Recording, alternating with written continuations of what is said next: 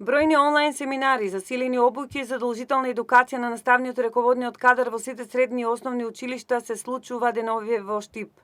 Невладиниот сектор во корелација со структурите на власт од секторот Министерство за образование прават интензивни подготовки за модифицирање на онлайн наставата, во која по примерот на учениците од Соединетите Американски држави ќе бидат имплементирани содржини за COVID-19.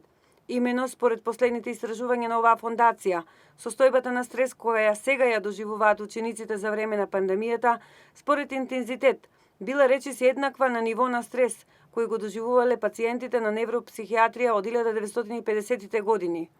Токму ова е причина за македонските власти да делуваат синхронизирано со светските образовни збиднувања, а тоа значи кадривско засолување на образовниот систем. Учиме, се воспитуваме и другаруваме е новата програма која ќе треба да се имплементира во секој училиште со почетокот на новата учебна година.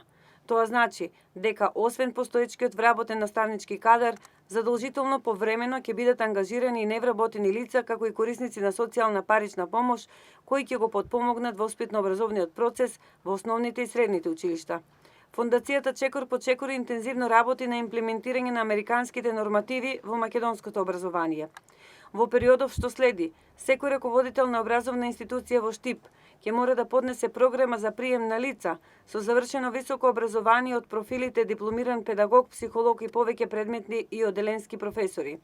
Истите ќе бидат работно ангажирани со скратено работно време, ќе бидат превземени од Заводот за вработување, но таму исто така ќе се водат како невработени во наредните 9 месеци. Доколку се корисници на социјална парична помош, ќе продолжат да ја примаат истата. Државата е должна за престојните 9 месеци да им исплаќа паричен надомест во висина од 9000 денари бруто износ, со вклучен данок на личен доход и осигурување за инвалидност, телесно оштетување.